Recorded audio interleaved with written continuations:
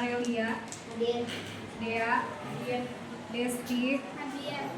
Endang Kurnia, Pikan, Hadir. Gilang, Hadir. Inaya, Hadir. Ismayanti, Hadir.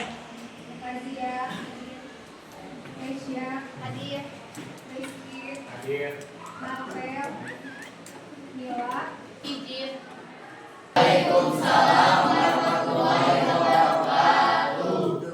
Teman-teman, hari ini kita belajar tidak seperti biasa ya.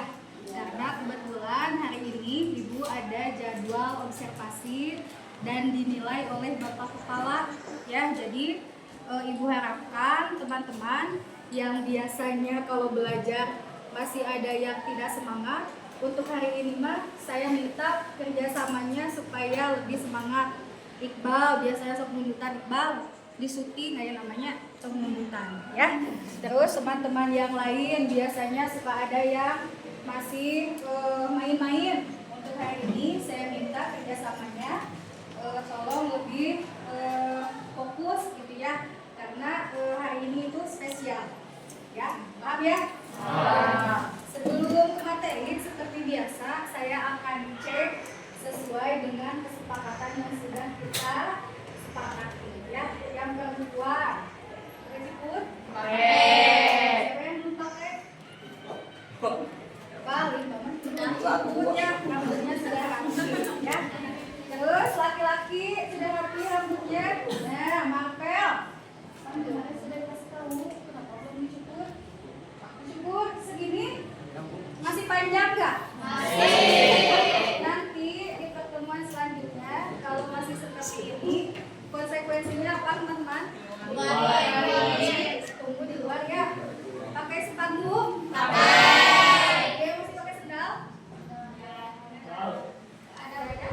Kita akan belajar mengenai tantangan pengimplementasian Pancasila dalam kehidupan bermasyarakat, bangsa dan bernegara. Karena teman-teman tidak mudah seperti yang kemarin kalian bikin video.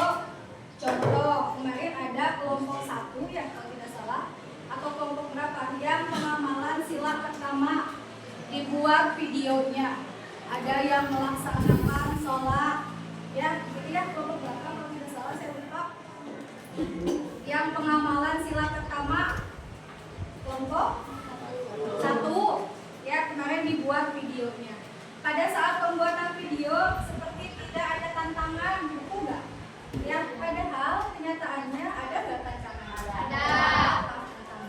Dalam penerapan Pancasila sila pertama.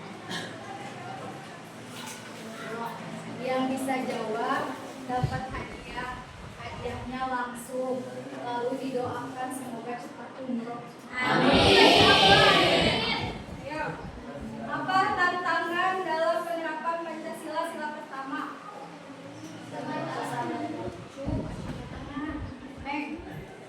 Mencegah konflik yang dipicu oleh perbedaan agama, suku dan juga ras. Jadi penerapan sila pertama tantangannya perbedaan agama dan ras. Contoh di kelas ini ada yang berbeda agama, misalnya ya, itu kan jadi tantangan ya. Gimana kita mau melaksanakan sholat, teman kita misalnya masih ngajak main karena berbeda agama. Nah, itu tantangan untuk kita ya, bagaimana cara kita menyampaikan ke teman kita itu untuk melaksanakan sholat dulu. Nah, itu tantangan.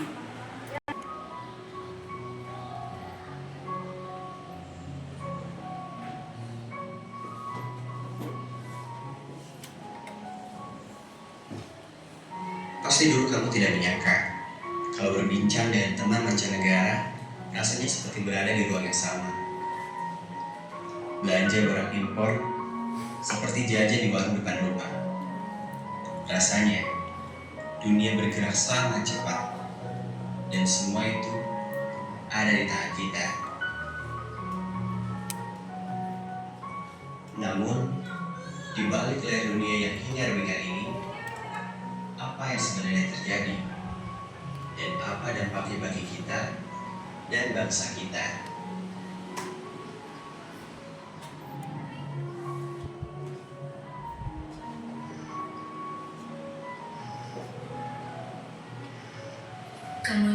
globalisasi sudah ada sejak manusia mengenal perdagangan internasional sekitar tahun 1000 hingga 1500 sebelum Masehi.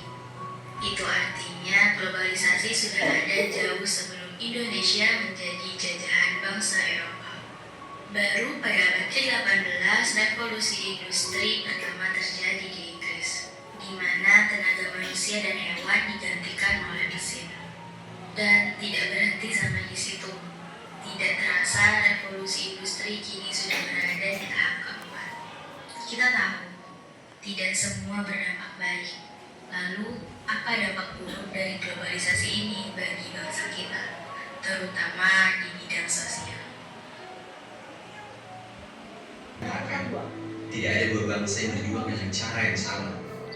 Setiap bangsa memiliki cara berjuangnya sendiri, mempunyai karakternya sendiri. Oleh karena itu, pada hakikatnya, bangsa sebagai individu mempunyai karakternya sendiri. Sudah seharusnya kita bangsa Indonesia memahami filosofi Pancasila dengan baik, agar keutuhan dan persatuan bangsa bisa terjaga. Hanya sayangnya kini generasi muda sudah meninggalkan nilai-nilai Pancasila.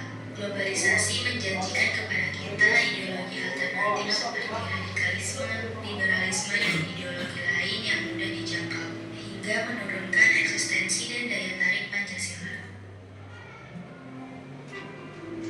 Itulah alasannya sosial budaya Indonesia mulai luntur. Gotong royong, musyawarah, kehidupan sosial yang rukun dan harmonis kini mulai pudar. Kita bagaikan satu lidi yang terlepas ikatannya.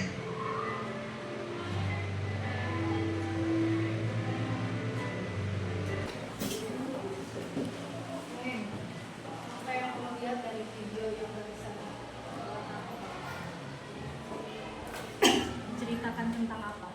Menceritakan tentang Pancasila. Apa yang kamu lihat video tersebut? Tentang globalisasi. Tentang globalisasi. Bal, apa yang barusan Iqbal lihat dari video tersebut?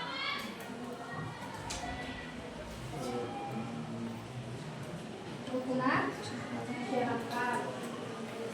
Ah, barusan apa yang kamu lihat dari video yang sebelumnya?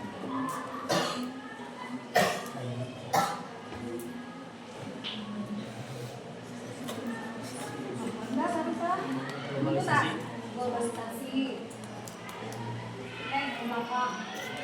Cara bertoleransi. Cara bertoleransi. Sejarah Soekarno, ada bangsa sejarah Soekarno. Lihat sejarah Soekarno bangsa. Bangsa lihat video tersebut apa yang kamu lihat dari video yang barusan? Tentang gotong royong. Baca. Ya, kamu gelang, siapa yang minta gelang? Gelang, baca gelang. Tantangan penerapan Pancasila di kehidupan masyarakat berbangsa dan bernegara. Penerapan Pancasila dalam kehidupan bermasyarakat menghadapi berbagai tantangan yang kompleks dan dinamis. Beberapa tantangan pertama adalah satu, keberagaman budaya, agama dan etnis yang ada di Indonesia. 2. Era globalisasi dan teknologi informasi. 3. Korupsi dan ketidakadilan sosial. Yang poin pertama, ada yang bisa menjelaskan? Keberagaman budaya, agama, dan etnis yang ada di Indonesia itu menjadi tantangan yang pertama. Sok jelaskan. Yang bisa menjelaskan poin pertama. Yuk, Naya. Yang satu salah. Ayo, Neng. Kurang cara bertoleransi dengan teman yang berbeda agama. Contohnya? Contohnya kayak Contohnya Mbak. memilih teman. Oh, jadi pilih-pilih teman. Iya.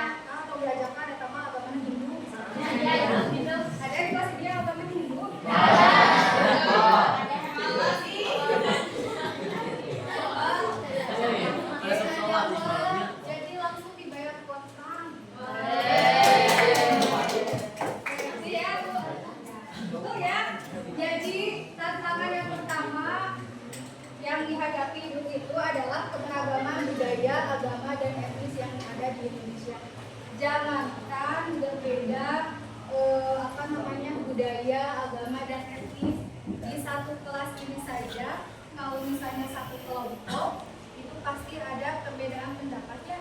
Yang menjadi tantangan kalian ya. Contoh di kelompok Inaya yang menjadi ketua Inaya, Iqbal ketua yang jadi Iqbal ketua.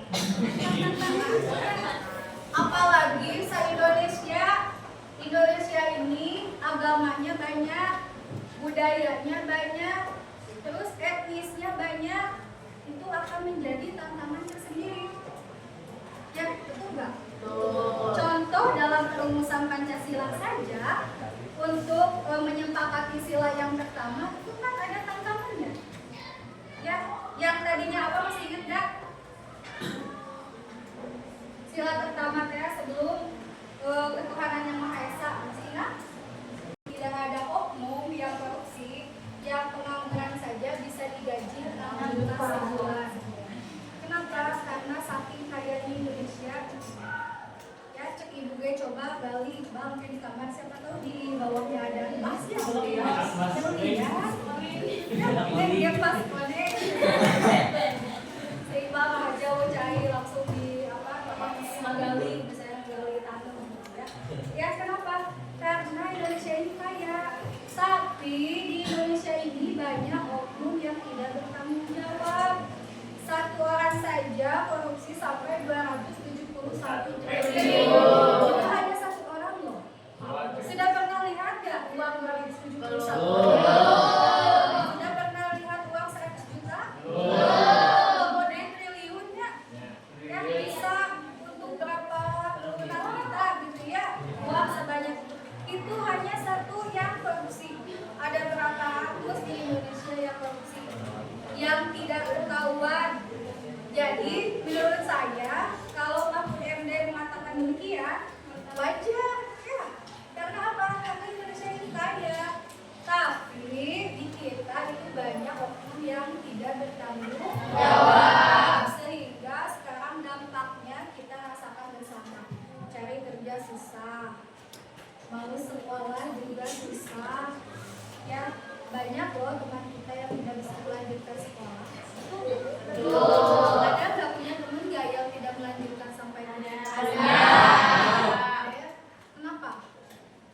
Salahnya adalah ekonomi. Ya, ayah gratis memang sekolahnya, tapi kan setiap harinya harus sekolah, harus beli seragam, ya, bukan ongkosnya. Jadi bersyukurlah teman-teman. Kenapa bisa melanjutkan sekolah? Katakan sekolah mesin bener.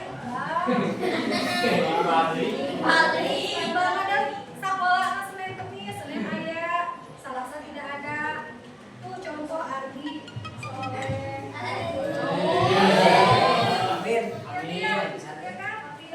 Jadi yang ketiga itu ya. Lalu tadi apa? Ketidakadilan sosial. Jadi sekarang banyak kita rasakan memang banyak yang tidak adil ya. Contoh dalam hukum saja. Yang korupsi biasanya suka lebih ringan ya hukumnya dibanding ya mau domba kan sana belum dipukuli ya kena apa contoh penerapan sila kedua materi yang sudah loh dia bisa menghormati guru ya. Terus apa lagi?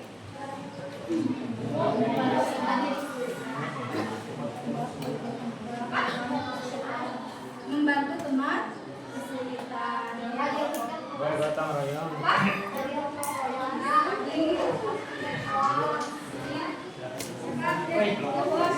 Ibu sih Iqbal yang ini ibu.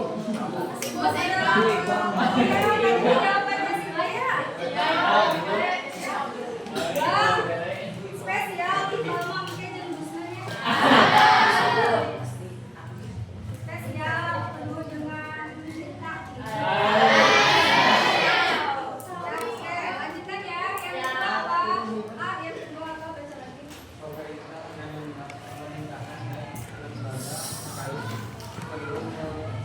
Memastikan bahwa kebijakan yang dibuat selaras dengan prinsip-prinsip Pancasila seperti keadilan sosial dan kemanusiaan. Nah, jadi harus ada kerjasama antara pemerintah dan lembaga bagaimana penerapan Pancasila ini bisa dilaksanakan.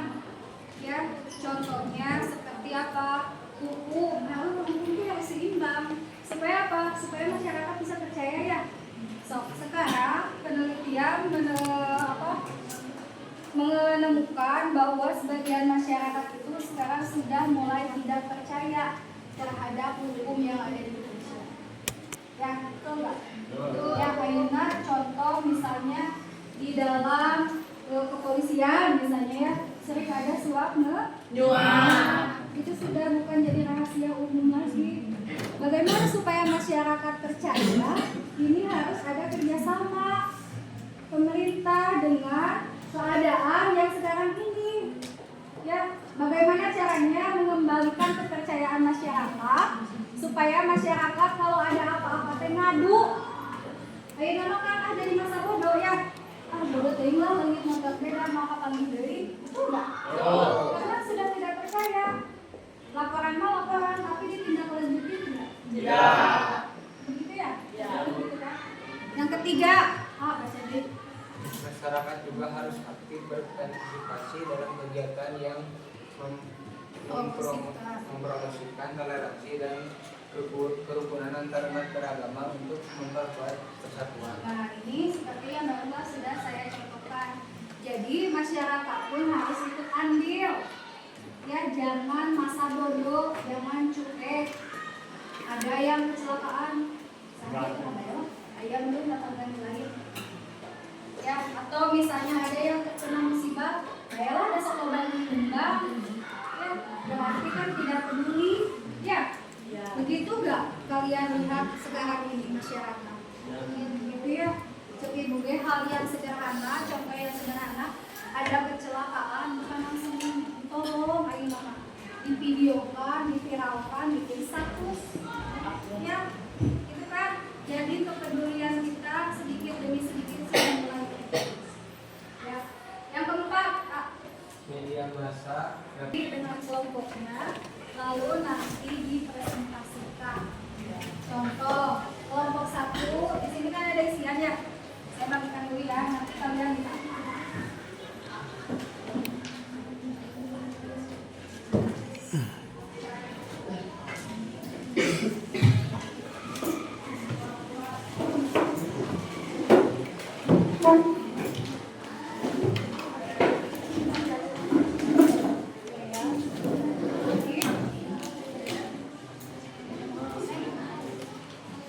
Coba buka. Sudah dilihat apa PDF-nya? Di sini ada petunjuk pengisiannya ya. Tapi silakan langsung ke halaman selanjutnya yaitu tugas kelompok. Sudah dibuka? Sudah. Tulislah masing-masing dan 2 contoh perilaku warga negara yang sesuai dengan peluang dan tantangan penerapan nilai-nilai Pancasila dalam kehidupan bermasyarakat, berbangsa dan bernegara. Jadi contoh, sila pertama apa sih tantangannya? Tulis di sini. Sila kedua juga apa tantangannya? Tuliskan. Begitupun dengan sila ketiga, keempat dan kelima. Ya. Lalu nanti kelompok 1 akan mempresentasikan sila yang pertama. Kelompok 2 mana? Kelompok 2. Kelompok 2 juga akan mempresentasikan sila kedua. Ya, kelompok 3. Kelompok 3 akan mempresentasikan sila ketiga. Kelompok 4 sama ya, sila keempat. Kelompok 5 presentasikan sila yang kelima ya. Kelompok 6 juga presentasikan sila yang ketiga. Paham ya? Sudah yang mau ditanyakan? Kertasnya cantik loh. Boleh misalnya tidak diisi di sini, di buku aja. Di kertas. Kalau baik, teman-teman, kelompoknya yang nanti akan mempresentasikan yang 4 sampai 6.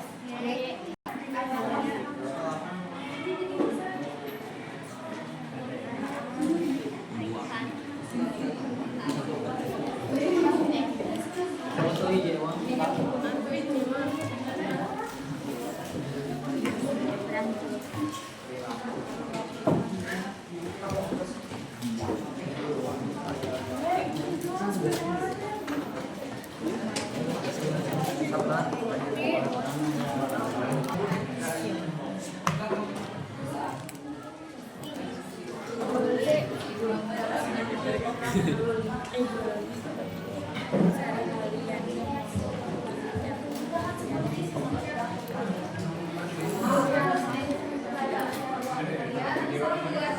Lanjutkan ini di pertemuan selanjutnya.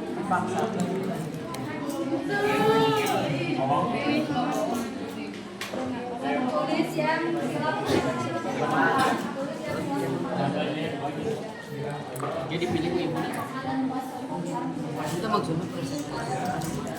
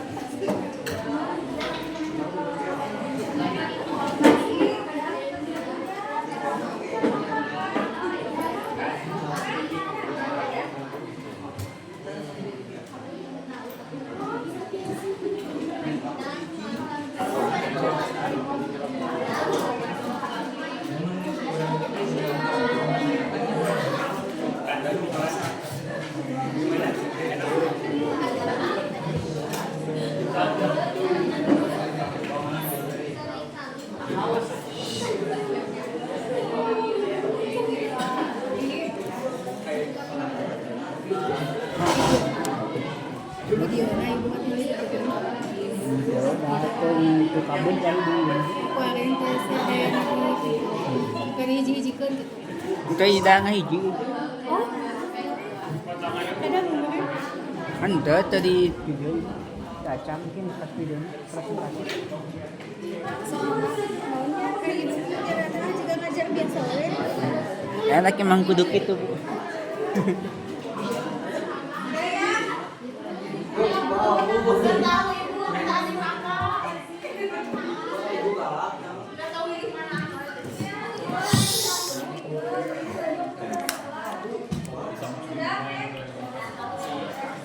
Kelompok 2 sudah belum?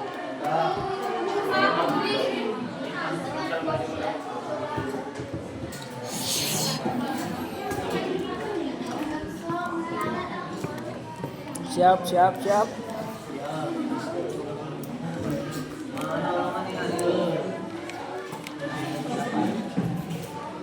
Sila kedua, contoh penerapannya apa?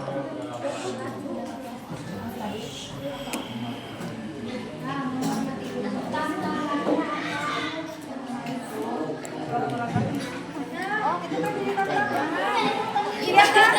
Sekarang banyak orang yang tidak peduli sehingga kurang terperhatikan dilakukan tidak peduli.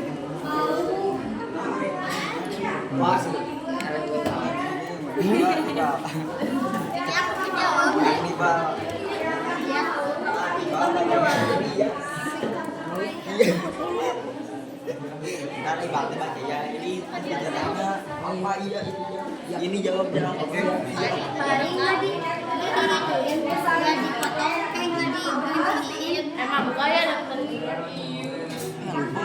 Simak yang mau diskusi ke depan. Ya, kita mulai dari kelompok 1. Silakan kelompok 1 presentasi ke depan. Yang mau bertanya, silakan siapkan pertanyaan.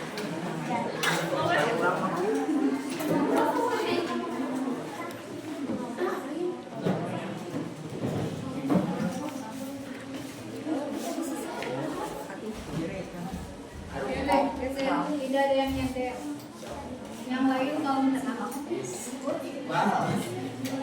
Assalamualaikum warahmatullahi wabarakatuh. Waalaikumsalam warahmatullahi wabarakatuh. Kami dari kelompok 1 akan mempresentasikan lembar kerja mengenai sila pertama.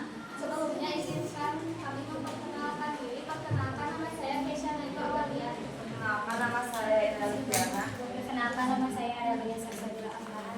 Perkenalkan, nama saya Zahra Aulia. Perkenalkan, nama saya Raya.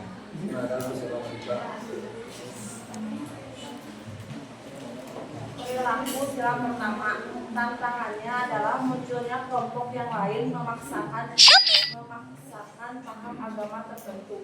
Sikap tidak toleran terhadap perbedaan keyakinan peluangnya meningkatkan kualitas pendidikan agama agar lebih moderat dan toleran, meningkatkan kerjasama antara pemerintah, lembaga agama, dan masyarakat untuk menjaga kerukunan.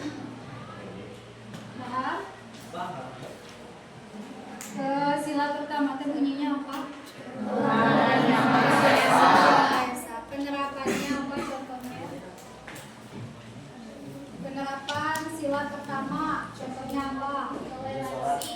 Toleransi, ya, mau melaksanakan sholat, ya, sedangkan punya teman yang berbeda agama. Tantangan yang dihadapinya tadi kata Inaya apa, Inaya? Tantangannya munculnya kelompok yang ingin memaksakan paham agama tertentu, sikap tidak toleran terhadap perbedaan keyakinan. Ya, itu ya tantangannya, banyak yang memaksakan. Contoh lah yang sekarang ini banyak terjadi, misalnya yang berkedok apa, teroris, ya, memaksakan paham mereka, ya, betul gak? Padahal pahamnya salah. Ya, kenapa salah? Karena misalnya membunuh orang yang tidak bersalah karena mentang-mentang beda agama. Cek ieu teh nopal teh ayo we orang bom cenah mendingan saleh teh Iqbal orang bom we yuk, da beda agamanya, bukan agama kita.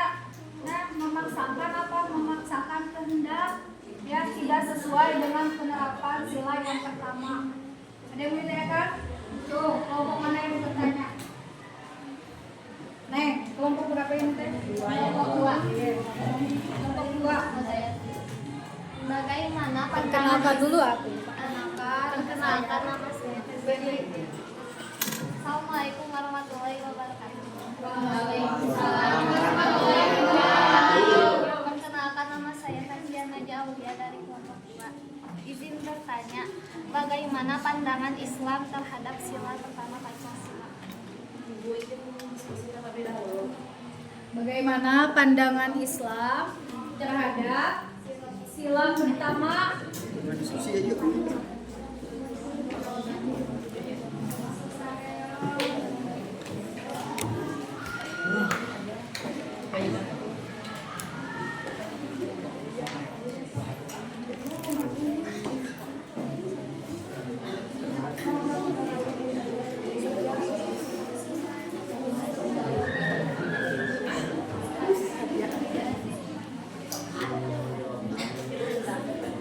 Izin menjawab pertanyaan dari Katia. Pandangan Islam terhadap sila pertama Pancasila yaitu ketuhanan yang Maha Esa adalah sebagai wujud dari pengesaan Allah dan hubungan antar Sang Pencipta dengan makhluknya. Dalam Islam, keyakinan terhadap keesaan Allah merupakan prinsip dasar yaitu tauhid. La ilaha illallah artinya tiada Tuhan selain Allah. Iya, pandangan Islam terhadap sila yang pertama. Cukup satu pertanyaan ya, soalnya waktunya tidak memungkinkan. Ya, oke, kesimpulan. Neng, kesimpulannya apa dari yang dibahas? Tantangan, tantangan.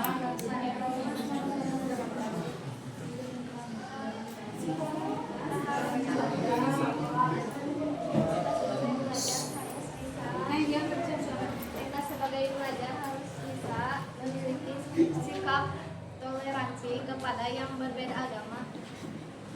Sejak dini.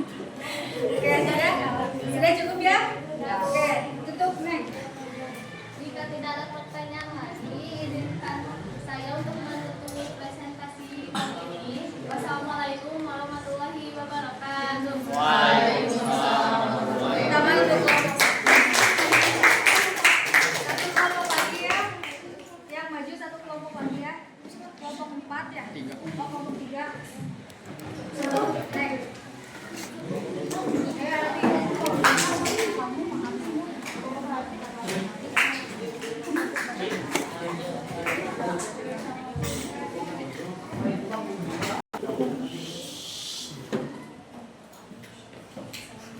Assalamualaikum warahmatullahi wabarakatuh. Waalaikumsalam warahmatullahi wabarakatuh. Kami di sini akan mempresentasikan penerapan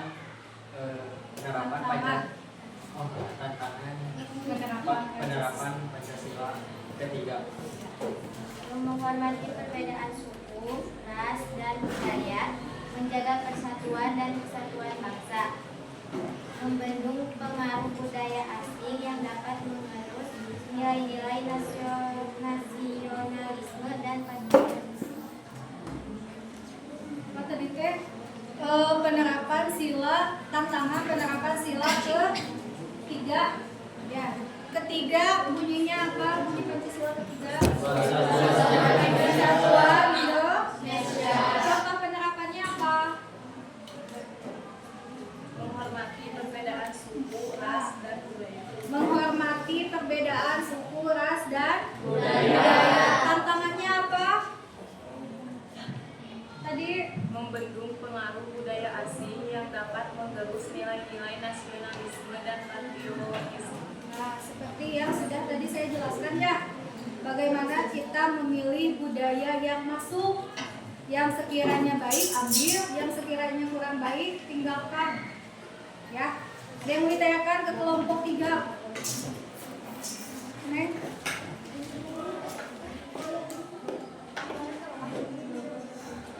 Tadi sudah bertanya?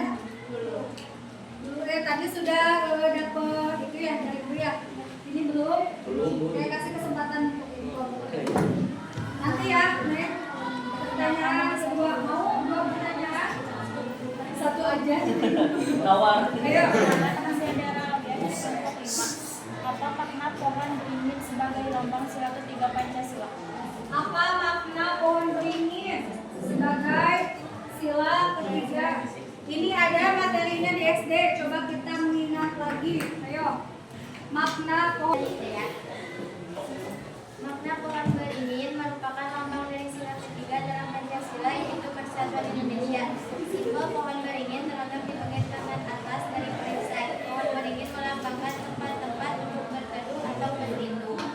Tahu pohon beringin, teman-teman? Tahu. Pohon beringin teh sudah kelihatan bentuknya ya seperti apa. Pohon beringin itu kuat menghadapi cuaca apapun. Hujan, angin, kumaha tetap berdiri kokoh. Ya, makanya dilambangkan di sila yang ke-3 Persatuan Indonesia. So, kalau mau berteduh di pohon beringin bisa muat banyak ya. Ya, makanya kenapa dilambangkan sugan ke pohon singkong gitu ya. Singkong mah daerah aku, terus tidak bisa menampung orang banyak. Atau misalnya pohon apa? Pohon cemara. Ya, pohon cemara kan daunnya tidak bisa melebar gitu ya. Pohon cemara mah kan ke atas ya, tidak bisa melindungi masyarakat banyak. Coba pohon beringin, lamun kahujanan niuhan di pohon beringin ya bisa untuk berteduh, lalu menghadapi cuaca apapun kuat, makanya dilambangkan sebagai pohon beringin. Ada lagi yang menanyakan? Cukup ya? Waktunya tidak cukup ya. Neng, kesimpulan. Kesimpulannya, penerapan nilai-nilai Pancasila dalam kehidupan bermasyarakat, berbangsa, dan bernegara merupakan hal yang sangat penting untuk menjaga persatuan dan kesatuan bangsa, serta mewujudkan cita-cita bangsa Indonesia. Sekian presentasi dari kami. Assalamualaikum warahmatullahi wabarakatuh. Yang bisa menyimpulkan dari materi yang sudah dibahas kita. Ayo, ibu masih punya geng-geng yang sudah tidak usah menjawab lagi yang belum. Siapa yang bisa menyimpulkan materi yang hari ini kita bahas? Jangan takut salah. Ayo, Marvel. Ayo, jawab. Jawab, Bi. Kesimpulannya apa, Bi? Kesimpulan dari materi yang dibahas.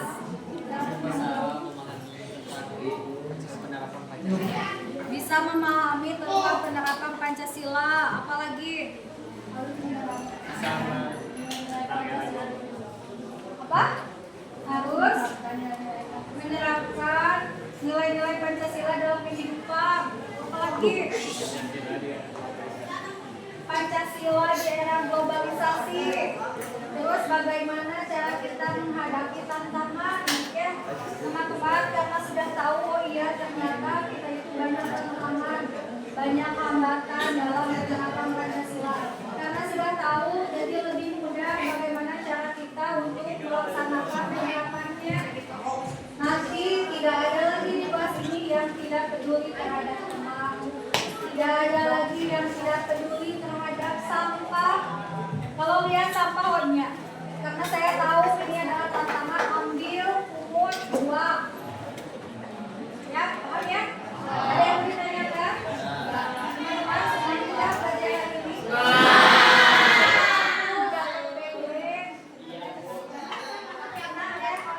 Nanti aku gak ada persoalan, saya jawab pertanyaan ini dulu. Ya, teman-teman, mudah-mudahan nanti kita bisa laksanakan pembelajaran kembali. Tapi sebelum ditutup, saya punya soal yang silakan kalian yang bisa menjawab acungkan tangannya. Ya. Oke, soal yang pertama.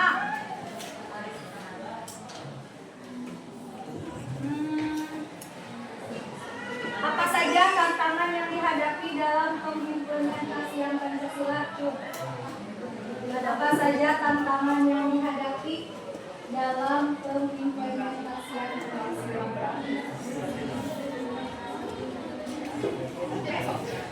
Bagaimana tantangan apa saja saja tantangan yang dihadapi dalam penerapan Pancasila? Tadi sudah kita bahas. Sudah Ibu jawabin kan? Ini ya. Pengaruh budaya asing dan pengaruh globalisasi. Pengaruh budaya asing dan globalisasi. Oh, ini saya sudah punya. Ini ya. Ini ya. Terus ada lagi. Perbedaan agama, ketidakhadilan dan Betul. Ketidakadilan sosial, korupsi, perbedaan suku, agama, etnis. Ya, itu tantangan yang harus kalian hadapi. Oke, selanjutnya. Pertanyaan selanjutnya. Apakah kehidupan masyarakat sekitar telah sesuai dengan nilai-nilai Pancasila atau belum? Belum.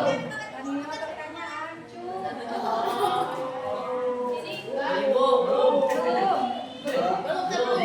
Kenapa alasannya? Kan belum. Apakah kehidupan masyarakat sekitar telah sesuai dengan nilai-nilai Pancasila? Kenapa? Kenapa belum?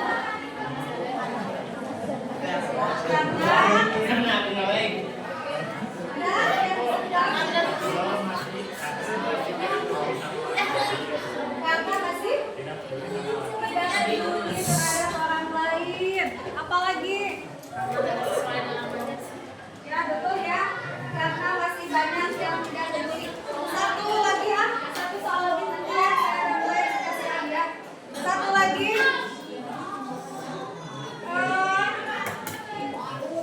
Apa saja ciri-ciri kehidupan masyarakat dan sesuai dengan nilai Pancasila?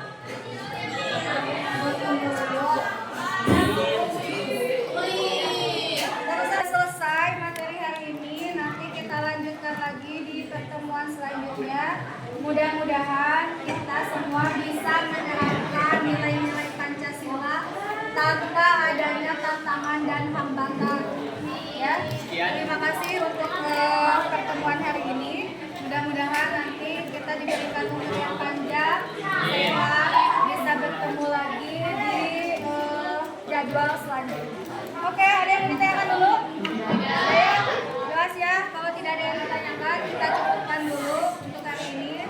Terima kasih atas perhatiannya. Assalamualaikum warahmatullahi wabarakatuh.